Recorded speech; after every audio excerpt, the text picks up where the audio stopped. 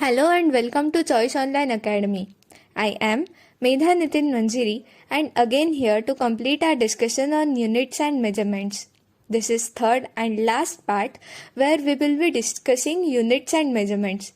For students who are new to our channel, there are 2 more videos of this topic on our channel which contains all the basic concepts of units and measurements. So just go and check it out to clear all the confusions regarding this topic. We tried some simple technique method to understand everything in a better way. These are really basic concepts and important yet confusing if you are starting off with physics. For just a quick recap, in the first video we started with dimensions and basic definitions of unit. In the second video of this series, we discussed rounding off and significant figures with some quick useful techniques. Also, we just quickly discussed order of magnitude with some simple definitions. I hope technique method was useful enough to clear out concept in a very simple way. I'm sure you tried taking short notes of those techniques and tried example as well. So, today also we are going to discuss some cool concepts on units and measurements with the help of technique method. So, let's just start. So, first topic of our today's discussion is about errors. So as our topic name suggests, altogether we are discussing measurements. So as we are all humans and we are responsible for creation of every instrument in the world, hence errors of measurement is obvious topic to study. The classical definition of errors says that the difference between true value and measured value of a quantity. So now, true value is known as actual value, which we can calculate with the help of formulae of that quantity. That is, values calculated from dependency of that quantity over the other quantities. And that value is known as true value. Measured value means the one which we measured with the help of instrument. So now, classification of errors. Let's just go with the mathematical calculation of errors with the different types. Because there are few types of errors which are like instrumental, personal and so on, which are easy to understand just by its name and there is no calculative part in it. So let's just go with the mathematical calculation of errors. So there are 4 errors: absolute error, mean absolute error, relative or fractional error and percentage error. Let's take a look on each one by one. So first is absolute error. As the definition of error says, it is the difference between true value and the measured value. Absolute error is just the same. It is that magnitude of the difference between true value and measured value. So let a physical quantity be measured n times and A1, A2, A3, as you can see a formula on your screen. Arithmetic mean of this value is am equal to a1 plus a2 up to an upon n. So usually am is taken as the true value of that quantity.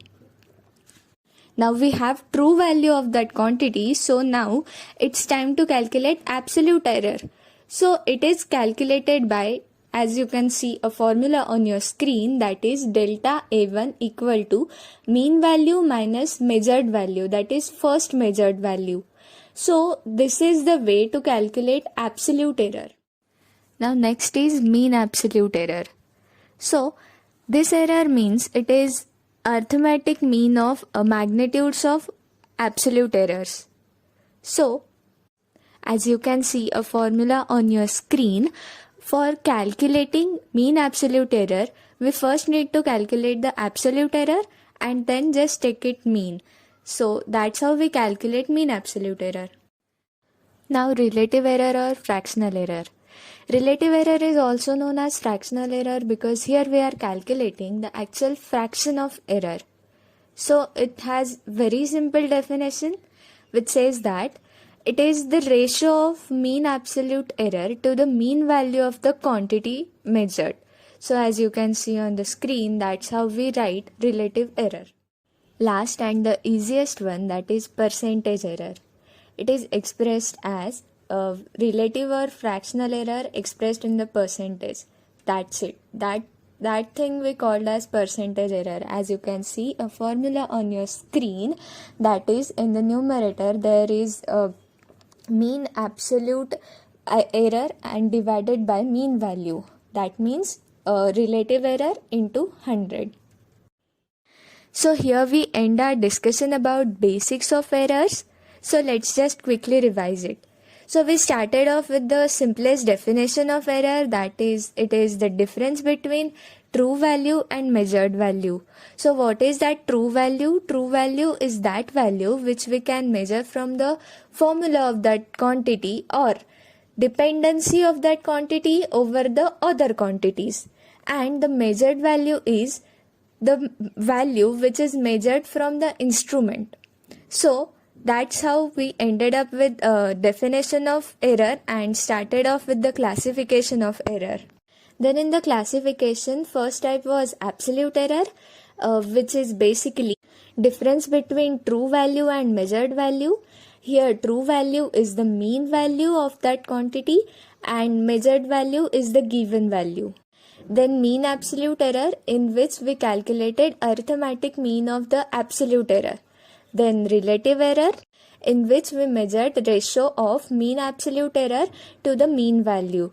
And the last and the easiest one, that is percentage error, in which we multiplied relative error into 100. So till now, whatever we have discussed in the units and measurements, these are really basic concept. Means you are starting up with physics, then this concept will be really useful for you for further studies. So here we end our discussion about basics of units and measurements in this series.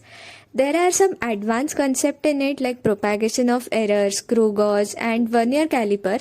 So these advanced concepts will be coming soon with some examples which are useful for competitive examinations and all. I hope this series helped you in the clearing all the basic concept about units and measurements. So with more advanced concept, let's meet in the next video. Thank you.